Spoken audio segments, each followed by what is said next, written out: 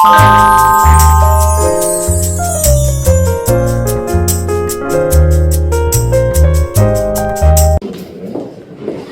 자기가 디벨로퍼 과정을 통해서 나름대로 가상이라도 자기가 생각하고 있는 어떤 사업 계획에 따르는 부합하는 사업 부지를 선정을 해야 되는데, 그 사업 부지를 선정할 때 그 물리적인 부분과 법률적인 검토를 해야 되는데, 물리적인 건 뭐 형상이나 지형이나 표고나 뭐 기타 여러 가지 지형적인 부분들, 그 다음에 그 인허가에 관련된 도로 요건이라든지 기타 뭐 인프라 사항 같은 것들 이런 것들 하고, 그 다음에 그 법률적으로 그 내가 개발하고자 하는 그 사업 부지에 과연 이것이 용도 지역에 맞는지, 그 다음에 건축 허가는 제대로 받을 수 있는지 이런 것들을 검토를 해야 되는데, 내가 일단 사업 부지를 선정하게 되면은 내가 건축하고자 하는 그 행위에 대해서 법률적으로 인허가 사항에 큰 문제가 없는지를 전문가하고 상의를 해야 되는데, 두 가지가 있죠. 토목하고 건축. 그래서 우리가 원형지 개발을 할 때는 반드시 토목에 가서 이제 상의를 해서 인허가 검토를 하고, 그 다음에 기본적인 검토 위에서 건축이 이제 단지 이제 배치를 하면서 배치 검토까지 해가지고 인허가 검토를 하면서, 그게 이제 기본 설계 및 인허가 과정이에요. 그 다음에 이제 내 사업 계획에 맞는 사업 부지를 선정해서 그런 인허가 검토를 하면서 따라서 그 사업을 실행력 있게끔 하려면 자금 조달 계획을 공부를 해야 돼요. 그래서 뭐 우리 그 부장님처럼 회사에서 돈 자산을 가지고 하는 거라면 문제가 없겠지만, 뭐 회사도 마찬가지죠. 은행에 또 금융권에 또 도움을 받아서 하는 경우도 많기 때문에 자금 조달 계획을 해야 되는데, 이게 자금 조달 계획이라는 게 좀 막연할 수 있죠. 내가 이 사업을 하기 위해서 내가 자금을 어떻게 조달하겠다. 그러려면 내 사업 계획에 맞는 전체적인 사업비가 어느 정도 추산이 돼야 돼요. 사업비가. 그러면 그 사업을 진행하기 위해서 전체적인 사업비에서 꼭 그 시행자가 조달해야지만 되는 필수 자금을 갖다 에코티라고 하는데, 그 에코티를 조달하는 방식이 이제 뭐 자기 자본 플러스 기타 관계인들의 관련 자본하고 같이 해서 자금 조달 계획을 하게 되는데, 우리가 수익률을 뽑을 때도 전체 매출에서 그 비용을 뺀, 그러니까 전체 수익에 전체 사업비에 따른 수익률이 있고, 그 다음에 순수 자기 자본에 따른 수익률이 따로 있죠. 그래서 자기 자본은 비율이 작은 상태에서 큰 수익을 내는 것이 가장 잘한 사업인데, 어쨌든 간에 그 자금 조달 계획을 사업에 따라서 조금씩 그 케이스 바이 케이스 조금씩 다르긴 한데, 자금 조달 계획을 할 때 그 통상적으로 내가 이렇게 이런 계획을 가지고 이렇게 하면은 이렇게 할 수 있겠다. 그래서 이거를 내가 가지고 있는 돈, 또 뭐 주변에 관계인들에 관련된 돈, 나머지는 은행에서 차입을 해가지고 이 사업을 진행을 해야 되는데, 우리가 통상적으로 처음에 진행을 하면서 간과하는 부분이 있어요. 그 자금 조달을 제일 잘하려면은 어떻게 해야 된다고 혹시 생각하시나요?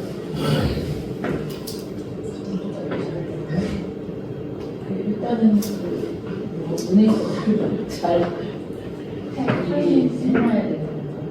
그렇죠. 제일 중요하죠. 금융. 그러니까 이제 금융을 잘 풀려면 어떻게 해야 돼요? 사업 계획 내지는 확보한 계약이라든지 이런 게 중요한 것 같습니다. 사업성도 중요하죠. 사업성도 중요하고, 지금 선생님께서 말씀하신 대로 그 사업 계획 내지는 그와 관련된 우리가 늘 강의 초에 말씀했듯이 사전에 그 자금 조달 계획에서 가장 중요한 것은 자금 상환 계획이에요. 자금 상환 계획을 하면 자금 조달 계획이 되는 겁니다. 근데 통상적으로 우리가 자금 상환 계획을 하지 않고 그저 자금 조달만 하러 다니기 때문에 100의 99는 금융권에서 그냥 거의 이루어지지 않는 거죠. 그러니까 금융에서는 자금 상환 계획이 없으면 절대 돈을 빌려주지 않아요. 근데 그런 것들을 간과하고 내 생각을 금융권에 가서 얘기를 하지. 이렇게 하면 되지 않겠느냐. 그건 당신 계획이지. 그리고 과거에는 그 어떤 분양성 내지는 여러 가지 그 사회적 뭐 경기 상황이라든지 추세 상황 이런 것들을 보고도 은행에서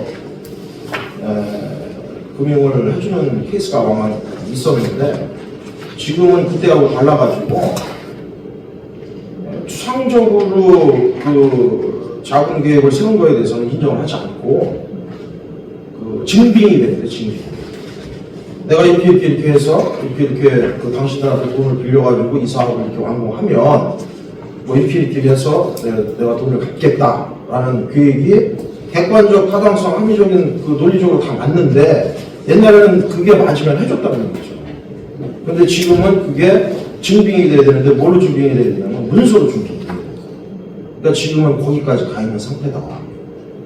그렇기 때문에 자금 조달 계획을 할 때 내가 차입한 돈에 대해서 그 다음에 이제 우리가 사업 기간이 있기 때문에 자금 조달을 할 때 은행에서는 은행 이자까지 다 차입을 해줍니다. 은행 이자까지. 이 사업 기간이 만약에 2년 정도 걸린다. 그럼 한 2년 6개월 정도, 3년 가까이 이렇게 기간을 잡고 그 이자까지 포함해서 대출을 해준단 말이에요. 걔들이.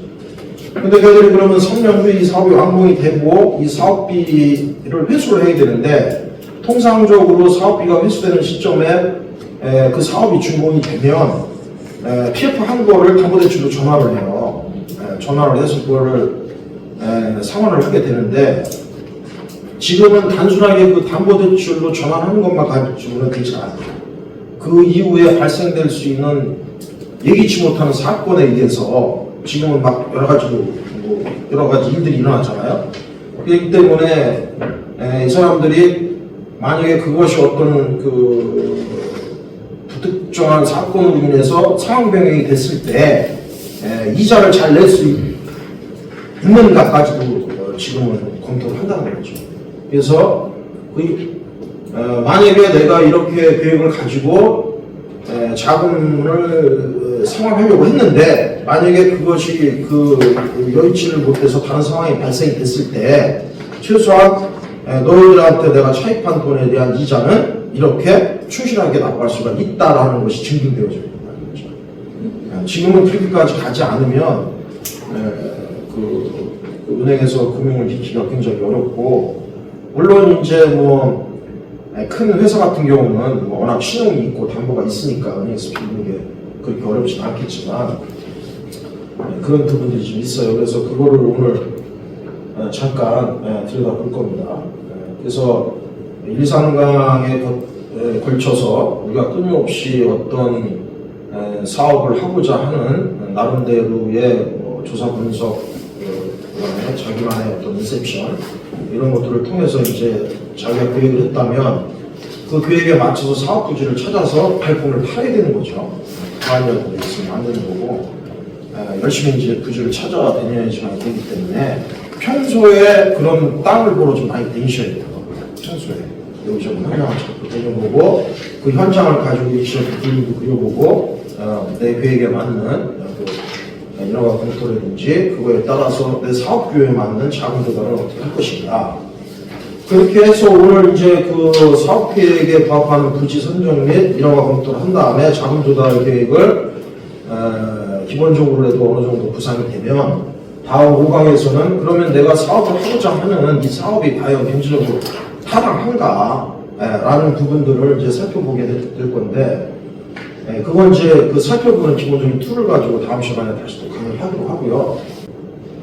지난번에 우리 그 원장님하고 사업부지 차근 건에 대해서 이제 얘기를 좀 했었는데 그때 원장님이 그쪽에 원하셨었잖아요.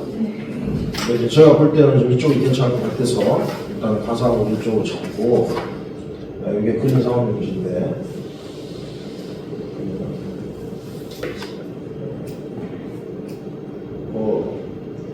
이쪽도 괜찮고 이쪽도 괜찮을 것 같아요. 그래서 이게 지금 그 공급 평수가 한 필지에 한 250평 정도 되거든요. 그러면 이제 사이즈에 맞춰서 한 필지로 갈 건지 두 필지로 갈 건지는 이제 결정이 되는데, 여기 보면은 이게 평당 그때 당시에 그 공급가가 한 2천만 원 정도 했어요. 평당 경쟁 입찰을 하는 거죠. 경쟁 입찰을 하는데 여기 보면 이제 건축물의 용도 및 건폐율 이런 것들이 층수 같은 게 다 나와요.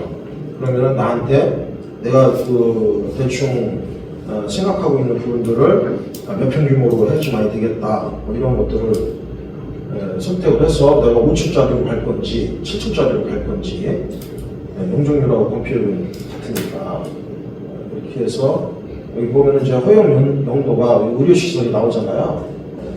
의료시설은 그럼 가능하네. 여기 이제 허용되지 않은 그런 부분들이 나오니까. 그래서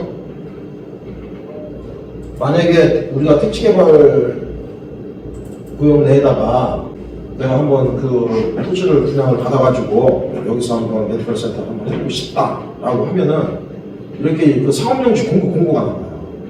사업용지 공고. 그러면 사업용지 공고를 가지고 여기 보면 공급 예정 금액이 있잖아요. 이 공급 예정 금액이 최저 금액이에요. 쉽게 말해서. 그러니까 이 이상 써내는 사람들의 경쟁 입찰이니까 그 중에서 최저가 가격을 정해놓은 상태에서 최고가를 쓴 사람이 이제 낙찰이 되는 거죠. 그래서 이제 그거를 이제 비딩을 할 때 참 그 뭐 한 2개 정도 써내도 돼요. 어차피 안 되는 건 계약금을 돌려받을 수가 있으니까 내가 꼭 하고자 하는 의지가 있다면 뭐 여러 사람이 집어넣을 수도 있는 거니까. 그래서 비딩을 거쳐가지고 하는데 이런 그 공급 절차를 거쳐서 이렇게 신청 및 뭐 결정 방법이라든지 뭐 이런 보증금 뭐 이런 납부 계약 체결 납부 조건. 근데 거의 이제 이런 택지개발 지역에서 입찰하는 거는 10% 계약금만 넣으면 나머지 90%는 주택공사에서 대출을 해줘요. 나중에 이제 전산을 통상적으로 하기 때문에.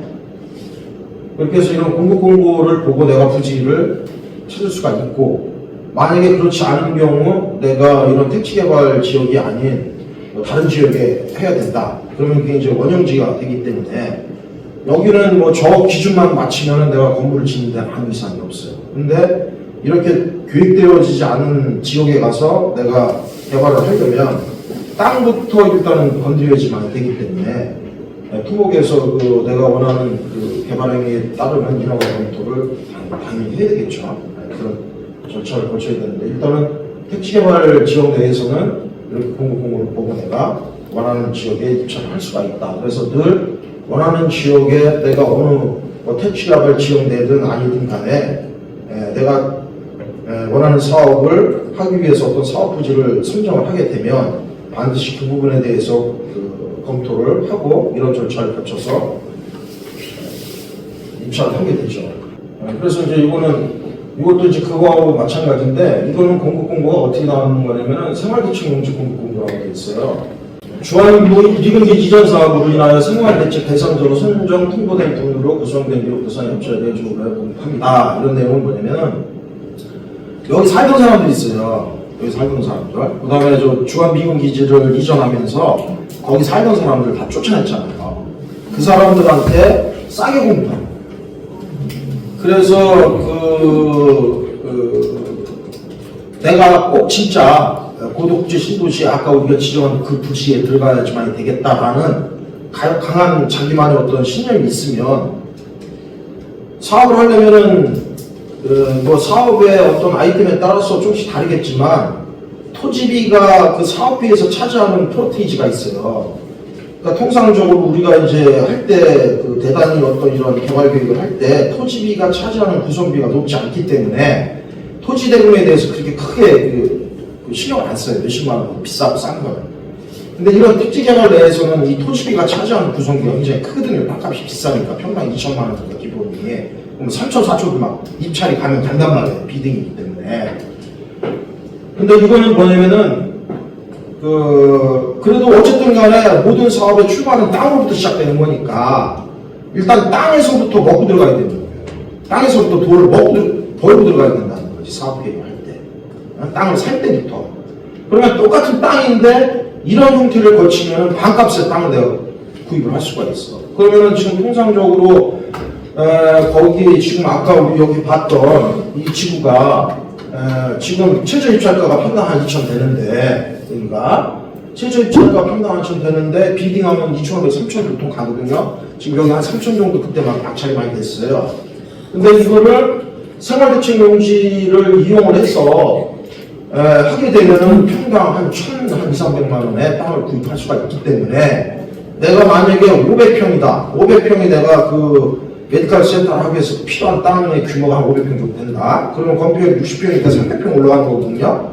그 다음에 용적률이 있으니까 500평에 70% 뭉치로 3,500평을 질 수가 있는 거예요. 연면적을. 3,000평, 60%면 3,000평. 그러면은 원장이 생각하는 어떤 그 정도 규모의 사이즈가 나올 수도 있겠지. 그러면 500평이다. 그러면 2천만 원만 적어도 100억이잖아요. 근데 이런 형태로 치고 들어가면 한 5, 60억의 땅을 매입할 수가 있는 거예요. 물론 이 땅이 더 크면 클수록 더 그 가격 차이는 더 나겠죠. 근데 이런 땅을 이제 매입을 하려면 조금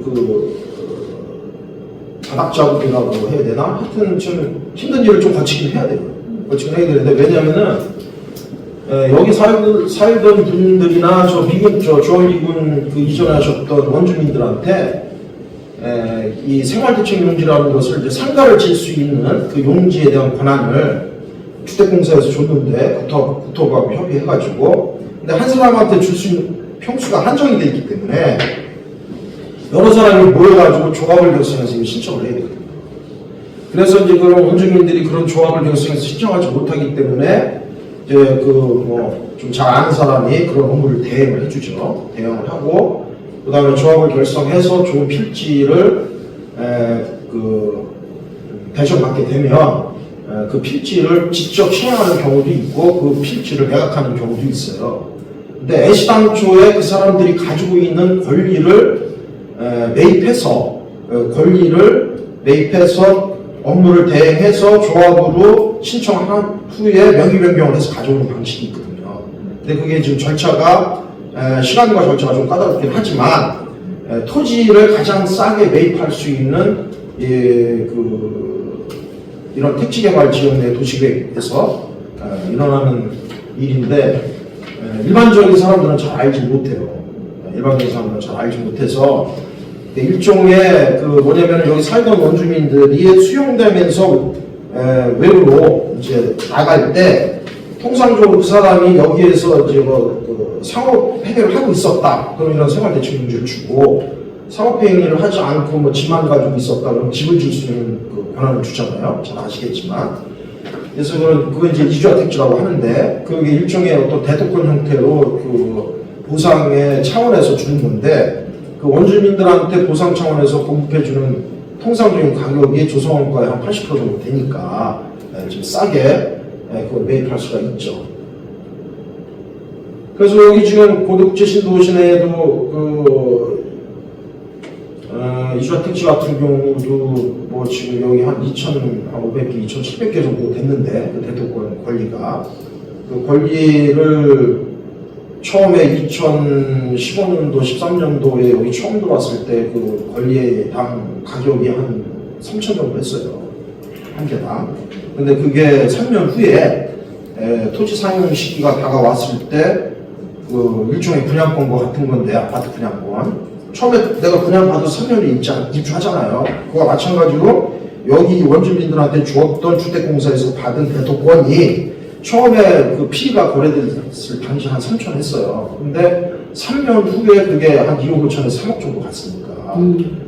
그러니까 3천을 투자해서 3년 후에 한 2억 5천 3억 받는 거니까 괜찮은 거죠. 마찬가지로 이것도 이제 그 토지를 내가 여기 할 때 이게 여기가 전부 이게 9블럭부터 13블럭이 거의 그런 형태로 거래가 된 거야.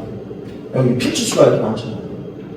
42개, 37개. 이게 전부 다 원주민들한테 공급된 필지거든요. 원주민들한테. 그래서 원주민들한테 여기 나오잖아요. 37개, 42개. 이 원주민들한테 공급된 필지를 내가 매입을 하게 되면 어떤 절차를 거쳐서